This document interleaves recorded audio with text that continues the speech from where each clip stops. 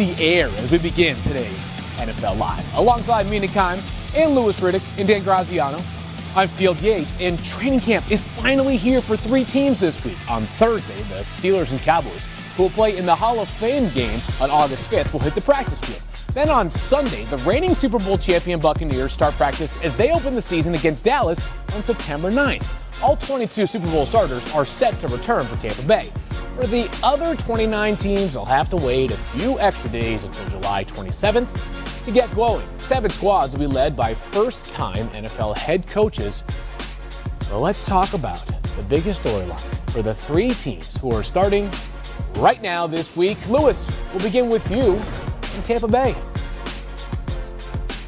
But yeah, Phil, I think naturally the conversation automatically drifts towards Tom Brady. And at this point in time, given the fact that they have 22 starters returning from their Super Bowl championship run last year, expectations are very high for them to repeat. But Tom Brady's 43 years old, going to be 44 years old. How much longer can you expect him to continue to perform at such a high level of efficiency when it comes to yards per attempt, completion percentage, touchdowns? I'm just anxious to see how he does in 2021. So Steelers fans and everyone else is excited to see first-round draft pick running back Najee Harris. But for me, I want to see what this new look, rebuilt offensive line in Pittsburgh looks like, because if they don't perform better at both run blocking and pass protection, but particular run blocking this year, Harris isn't going to go anywhere and it won't be his fault.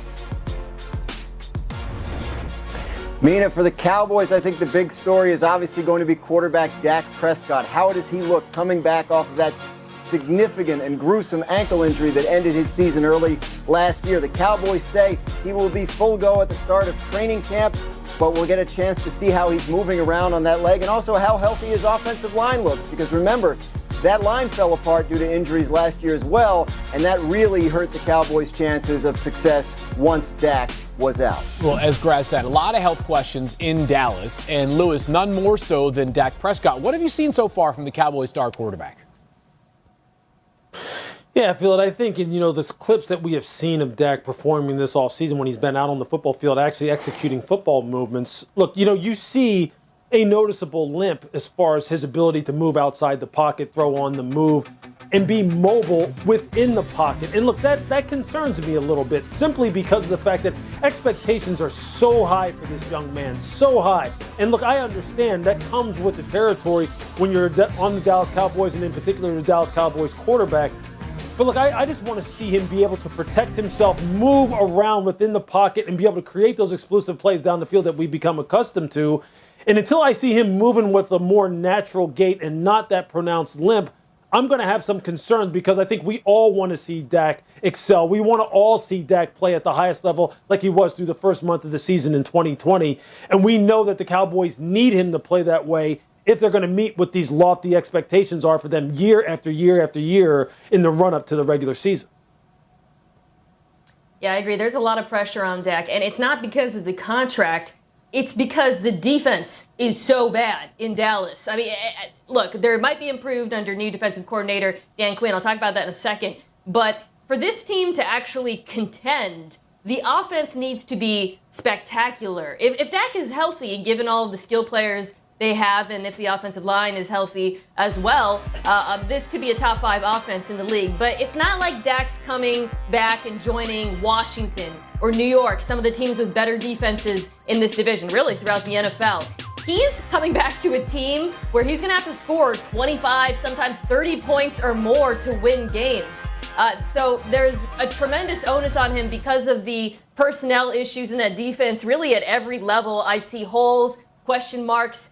Dak's got his work cut out for him, and so does Dan Quinn.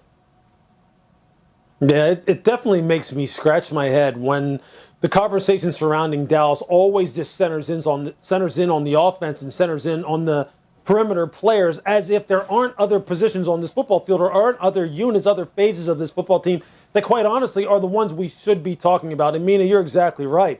I mean, on the defensive side of the ball, you have a new defensive coordinator. They drafted 6 consecutive players on the defensive side of the ball in 2020, or rather in 2021, heading into the football season, that are being counted on. Rookies, that are being counted on to Yes. make vast improvements on that side of the football. And I think those expectations are unreasonable, just like the expectations surrounding Dallas are unreasonable anyway. So I think that is where our focus needs to be all year long. It's where it will be all year long. I think Dak will handle his business, although I'm just concerned about that lower leg injury. That's what makes this the football season that, quite honestly, is one of the most interesting that we've seen maybe in the past 10, 15 years for me, because of some of these types of newsworthy items that we're going to be discussing all year long. Lewis, I mean, just looking at that depth chart that flashed, like Kelvin Joseph, who some people saw maybe as a bit of a reach when Dallas drafted him, he's earmarked starting opposite Diggs, who improved, granted, as the season went on last year, but he's the number one cornerback in this group. I mean, there are just so many issues in that secondary. Micah Parsons, they took the best player available, I thought the best defensive player available in the draft, which is excellent, and I imagine he's going to be, ultimately the quarterback of this defense. He's a tremendous blitzer. He can bring pressure. But around him in that front seven at defensive tackle, we saw that was such a challenge last year, other than DeMarcus Lawrence, who's the mainstay, the opposite edge rush. Like, I just don't have any solid answers as to who is going to do what on this defense. At least for now, there are many more questions than answers defensively in Dallas. And a reminder, the Cowboys open up the NFL season along with the reigning Super Bowl champion Buccaneers on September 9th. The clock is ticking, especially with training camp just around the corner. And one of the talking points that will be surrounding the NFL will be the percentage of players per team that are vaccinated as we get into a developing story. While the NFL has stopped short of requiring vaccines, a message of encouragement has been clear, and not being vaccinated could potentially have a direct impact on teams. Here's Hall of Fame wide receiver Michael Irvin, who had this to say about the matter. If you're, quote, if you're not one of them teams at the threshold, are you really thinking about winning a championship? You see what I'm saying? Okay, so now if you're not getting vaccinated and you got all these other teams that are getting vaccinated, somebody in that damn locker room should say, quote, hey man, we're going to have a chance. Are you vaccinated? All right, Graz, let's turn to you. What will players find when they show up to camp in terms of the differences of being vaccinated versus unvaccinated? The differences are going to be significant in terms of what your life will be like as a vaccinated player versus an unvaccinated player in the NFL this season. That the requirements for unvaccinated players, daily testing, mask wearing at the facility, limited numbers of people allowed in the weight room if you're in there. You can't attend in-person meetings, can't use the cafeteria. If you're unvaccinated, it's going to look like it did last year. If you're vaccinated, a lot, if not all of those requirements are going to be loosened. So think about, you're an unvaccinated player. You have to show up at 6 in the morning to get your COVID test every day, and you have to sit in your car and wait for the result before finding out whether you can go into the building. Then you see your vaccinated teammates roll in around 8 a.m. for the 8 a.m. meeting, and they've got 2 extra hours of sleep than you did. I think the league is hoping, while it didn't require vaccinations, that it's doing enough to incentivize them, and I think there's a hope that some of those percentage numbers will go up once guys get to training camp and see how significant that difference is. Yeah, just a few days away from players realizing that reality. Mina, what do you make of Michael Irvin's comments? I agree with them. I mean, I would hope players are getting vaccinated because, as you saw that poster, that NFL poster say, they want to protect their teammates, protect more vulnerable people, protect themselves. Obviously, there's a scientific consensus that this is safe, and that if you do get sick, you're going to get less sick because of it. But if not for any of those reasons, the notion that you should get vaccinated to help your team makes perfect sense, help your team compete, because in the NFL, it's a cliche, but it's true. The best ability is availability, and if you test positive or increase the likelihood that you're going to test positive, you are actively hurting your team, and I think that's a message that coaches across the league are likely conveying to their players. Yeah, how interesting and quite frankly sad it is that we have to boil this all the way down to the explanation, or rather the reasoning of, look, if you get vaccinated, it's easier on you to be able to give yourself a competitive advantage on par with the rest of your teammates that can then enable us to go out and possibly win championships. Forget about the fact that it may keep you from getting sick, or potentially, getting gravely sick, or getting your, family members sick, or other members of society sick. At the very least, it'll help us win football games. So maybe you should consider getting the vaccine. I mean, how sad is that, that that's what we've come to?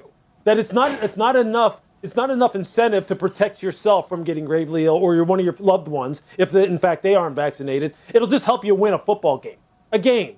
Obviously, a lot of us get paid handsomely to cover and to play, but it's a game. I mean, that to me strikes me in that comment that Michael Irvin, more or less, has kind of boiled this down to a sports argument when really it's a life argument.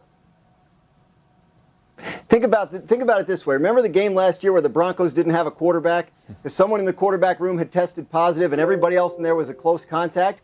This year, if the same situation happened, anyone who was a close contact who'd been vaccinated wouldn't have had to miss the game. So you wonder why fans and players should care about this kind of thing. That's an example of the difference that Michael Irvin is frankly talking about. Yeah, well, it sounds like plenty of motivation for players to at least consider getting the vaccination. We're just getting started here on NFL Live, and we got a lot ahead of us. The Giants won't be rushing Saquon Barkley back onto the field this season. But bigger than everybody else. You look at his legs, they're like tree trunks. Look at them Saquon Barkley's, baby. I work my butt off in the weight room. Squat 525. I just keep continuing to try to get stronger. I can imagine it's hard to bring that guy down. No one's going to catch Barkley.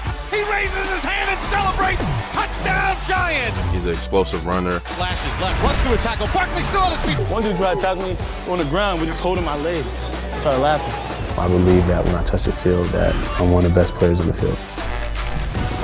Saquon Barkley's comeback seems to be making strides, at least based off of his Instagram account, where he has posted photos of his surgically repaired knee that suggest he is very much back in shape. And while his long-term health is no concern, the star running back won't rush back before he's ready and isn't certain exactly what day he will be 100%. Here's more from Saquon earlier today.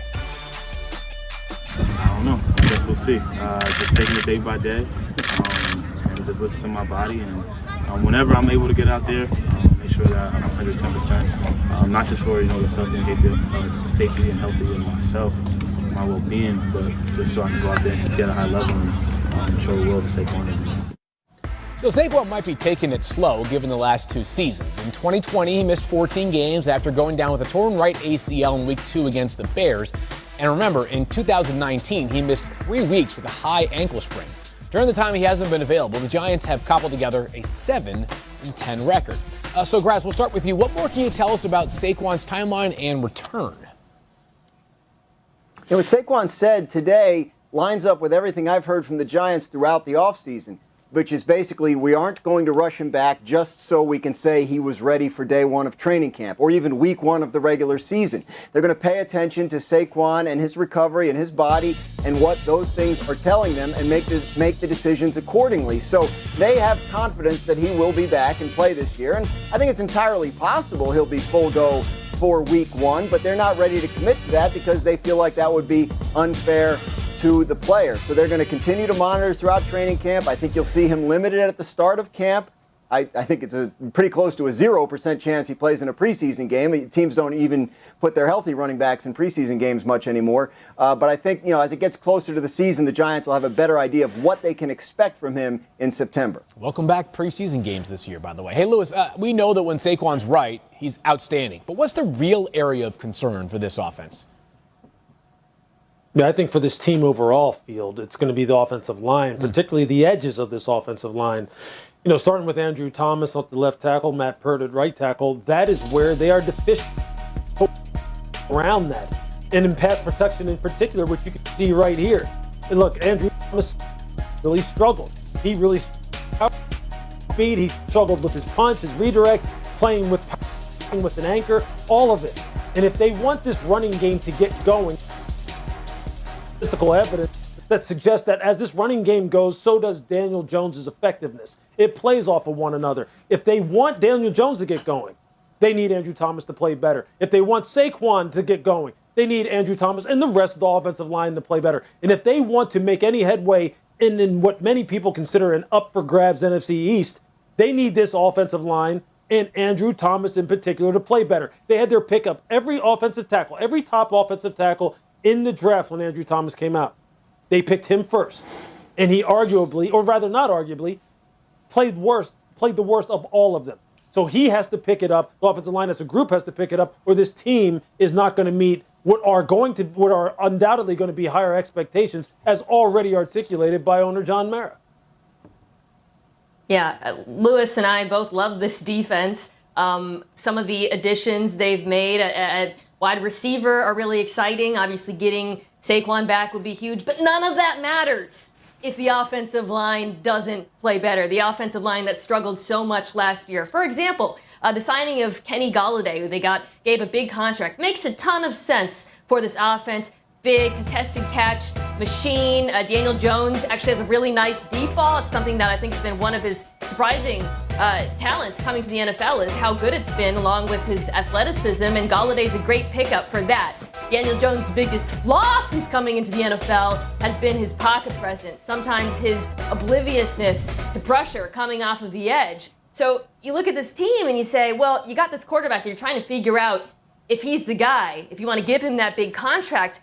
But will you really be able to evaluate that if he can't stay upright? If you put an offensive line in front of him that's deficient? And that's my concern with this team, because other than the offensive line, I think this is a really good roster. But, man, I just look at it and I wonder, look at defenses like that Washington defensive line coming to town and you wonder how they're going to do. Well, let's paint by numbers for a second and note that the Giants finished last year with the worst pass block win rate of all 32 teams. Not a stat you want to be worst in. Hey, let's go through some other NFC East teams with some quick reads. And we know that Saquon's going to likely break back out if he plays again. But which player is going to have a breakout year? Mina, we'll start with you and the Washington football team. Yeah, so Antonio Gibson basically already broke out. You can see 11 rushing touchdowns, nearly 800 yards. But I think this year he asserts himself as one of the elite running backs in this league. In particular because the addition of Ryan Fitzpatrick, Curtis Samuel, I think there's going to be a lot of improvement on the offense overall that creates opportunities for him both in the red zone and on explosive plays. Yeah, I'm going to go with Micah Parsons from the Dallas Cowboys, drafted 12th overall in this past year's draft. Look, at 6'2", 6'3", 245 pounds, and you run sub 4.4 in the 40-yard dash, you have to make an impact. You have to break out. You have to be everything that they expect you to be in Dan Quinn's new defense. Think Bobby Wagner and what he does for the Seattle Seahawks. Micah, at some point in time, has to meet that kind of expectation in order for this defense over the next couple of years to take off. For me, I'm going to go with Jalen Hurts, the quarterback for the Eagles. I'm not sure he'll have a breakout season, but it'll certainly be a find-out season. They brought in a new coaching staff they feel like is tailored to maximize his strengths, and he'll get every chance to show whether he can be their franchise quarterback. And if he doesn't, they have 3 first-round picks likely in next year's draft. It is looming, Dan. All eyes already on the Eagles' 2022 draft capital. Coming up on NFL Live, a team that has 0 draft capital, I feel like forever. The Rams, they traded for Matthew Stafford in hopes of getting their, listen to me saying it instead, because here's what he had to say. He's, quote, he's the same quarterback who was on the Detroit Lions, and they still didn't go to the playoffs. They went and traded Jared Goff, who went to the playoffs several times and went to the Super Bowl. I've yet to see that with Matt Stafford. All right, so worth noting that since Jared Goff came into the league in 2016, both teams have led offenses ranked in the middle of the pack in terms of efficiency. However, Stafford has not had the luck of the defensive draw. Detroit's defense ranked second worst in the NFL since 2016, while last year alone, the Rams defense was number 1 in the league. Detroit's was 32 in the league. That right there is not so good. Mina, I will hand the baton over to you. What did you think of Jimmy Ward's comments?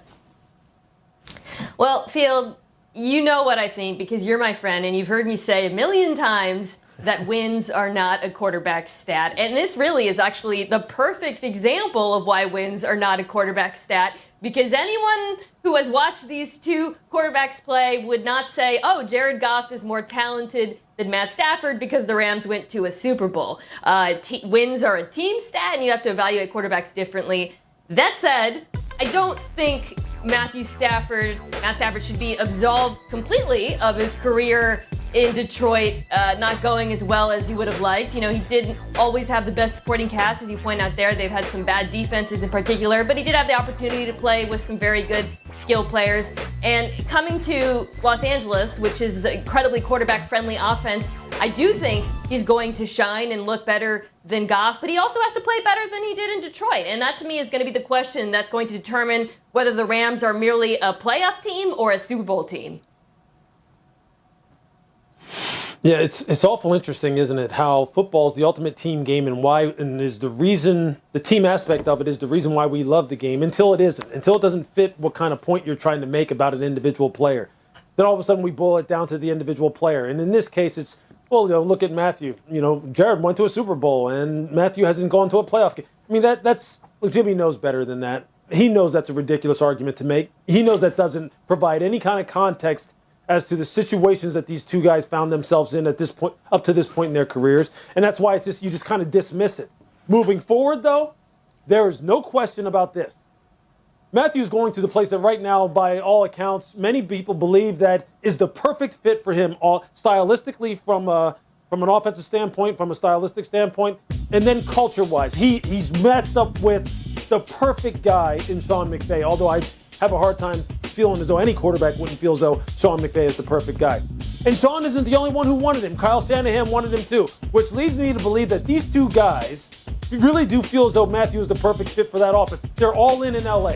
It's Super Bowl or bust for Matthew Stafford and the LA Rams right now. It's Super Bowl or bust. And they both will be adjudged accordingly, both Stafford and Sean McVay, based on what the results ultimately are.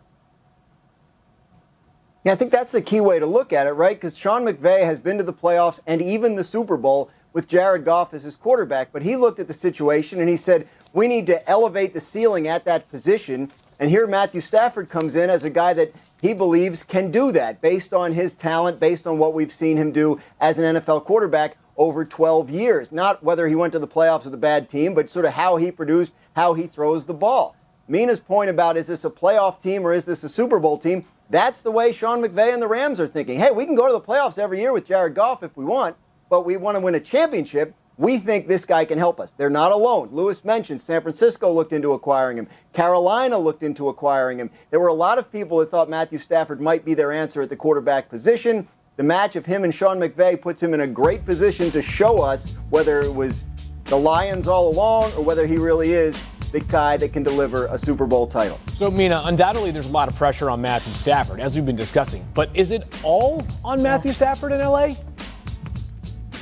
No, I think the personnel around him, there's some questions as well. Jared Goff had, I believe, the lowest air yards per attempt in the NFL last year. A lot of that was because of him, but it was also because they didn't have the deep threat wide receiver to complement Cooper Kupp and Robert Woods in the past. You remember they had Sammy Watkins, Brandon Cooks. They hoped Josh Reynolds would be that guy. He's gone, so they bring in Deshaun Jackson. They draft Tutu Atwell. They need one of those guys to hit and be healthy to really maximize Matt Stafford as a deep ball guy. And then you saw the depth chart there with the offensive line.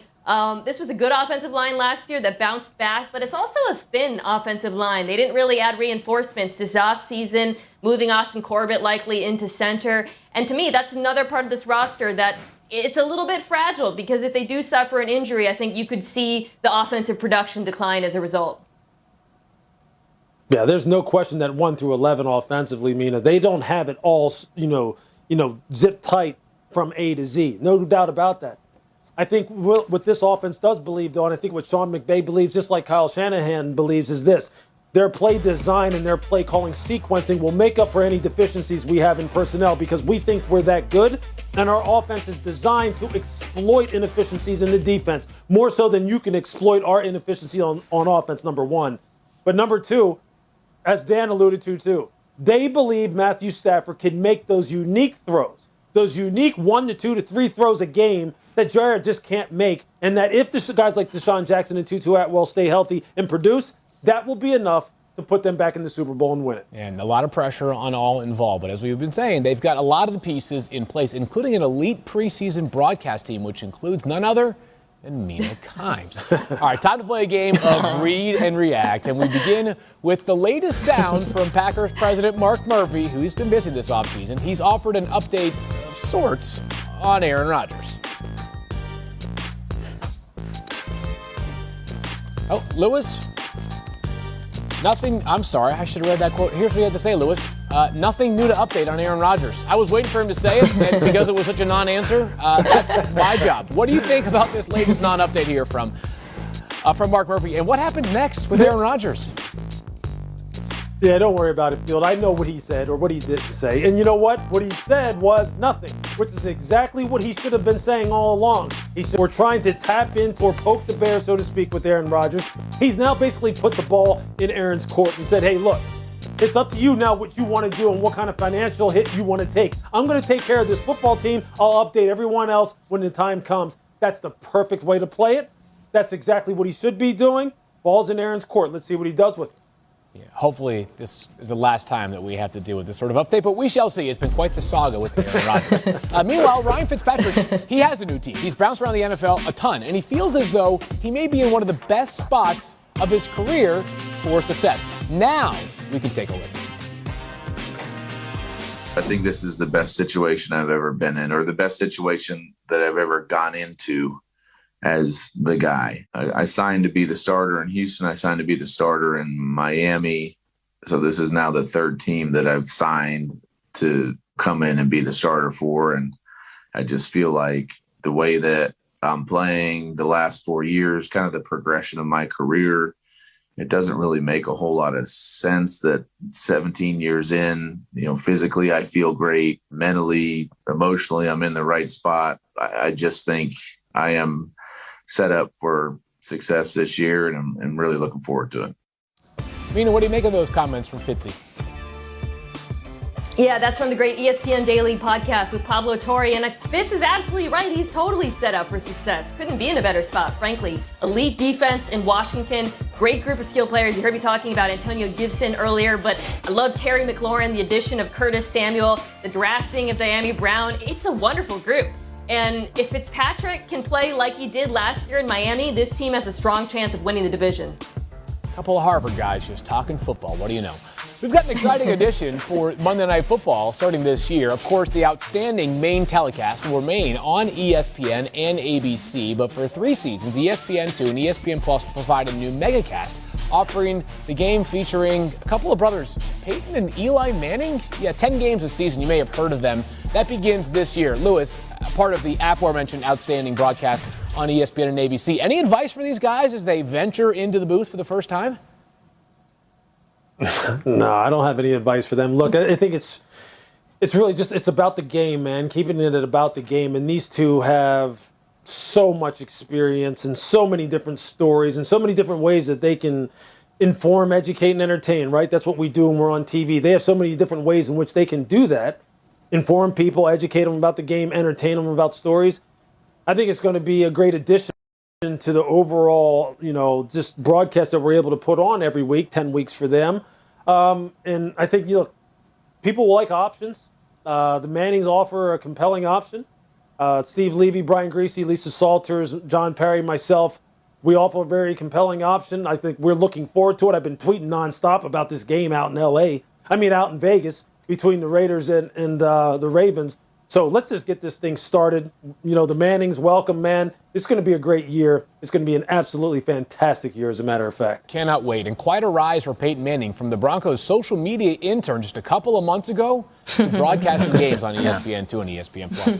Hey, still to come on NFL Live, we'll take a look at the NFL future power rankings and discuss which teams we're most concerned about. Find out which coach Lewis thinks is holding his team back from major success. That's next year on NFL Live.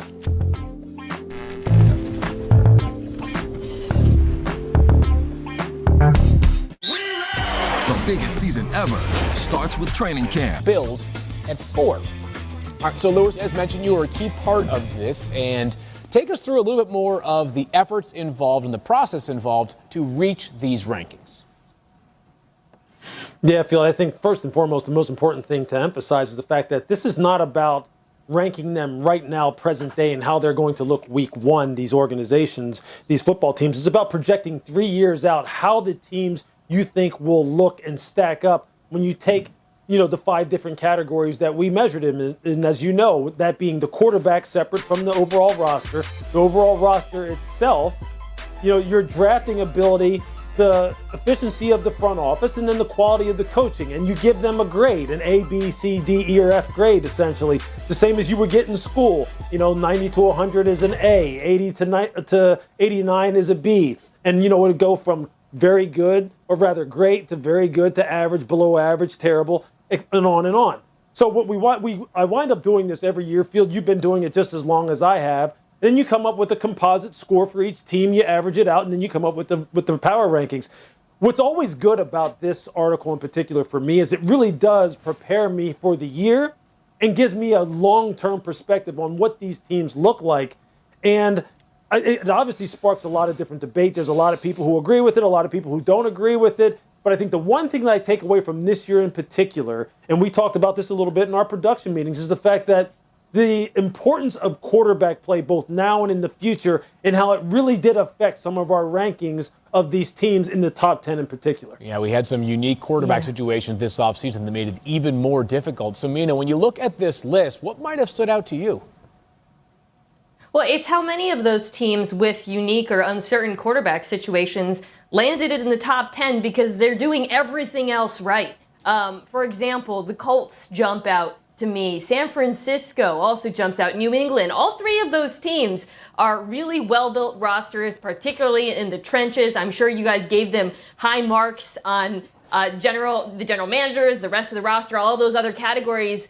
But next year, when we're looking at this list again, not be in the top 10 because San Francisco, we don't know how Trey Lance is going to play.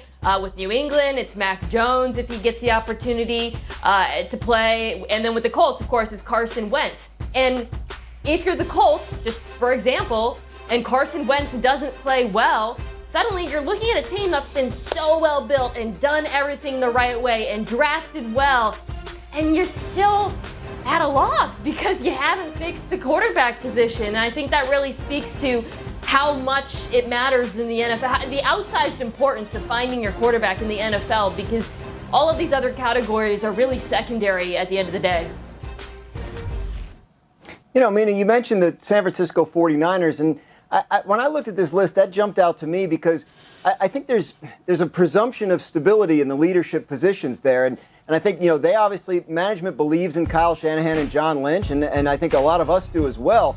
But the fact of the matter is they've had 4 seasons there and they've had 3 losing records. And I wonder if their bad luck were to continue, they put a couple more losing seasons in the books, if maybe there's a change at head coach and or GM in San Francisco at some point in the next couple of years that changes the perception of their long-term outlook as well. So I think quarterback, yes, and also I think most of the teams in that top 10, you see stable leadership, coaches, GMs, et cetera, who've been there a long time. Well, one of their former Bay Area neighbors, the Las Vegas Raiders, are down all the way at 28. That's a team that stood out to me in reflecting upon the exercise. They got to get cooking in a hurry down there in Las Vegas. 7 teams this year will be led by first-year head coaches. You can bet their surrounding cast will be essential to them rising up the ranks for next year's edition. Hey, Tom Brady, he returns to New England with another Lombardi Trophy in tow. But one former teammate warns him his 7th Super Bowl win. And what's more impressive is he did it while playing on a torn MCL in his left knee. That according to the Tampa Bay Times. Brady suffered the injury in his final season with the Patriots and underwent surgery to repair the knee this February. Graz, what more can you add to the story regarding Brady's lingering knee injury? It's interesting to see what the league will do. They haven't said yet whether they would investigate this, but if the Buccaneers are found to have concealed an injury and not reported it on the injury report, particularly their starting quarterback, there is precedent for the league acting and fining the organization. We've seen them levy 6-figure fines against organizations in the past for that kind of thing. So watch out in the next couple weeks and see whether the league looks into whether the Buccaneers were hiding a Tom Brady injury last year. Can't imagine they're too concerned about a potential small fine. But in case you haven't heard, Tom Brady is set to return to New England for the first time as an opponent in Week 4 on Sunday Night Football this upcoming season. And Patriots defensive lineman Byron Coward, who played 1 season with Brady, isn't exactly here for the reunion, saying, quote, "He's done a lot of things for this organization. He's coming back, but he's coming back as an opponent. So I'm going to treat it like any opponent. We ain't welcoming him. We just got to play him.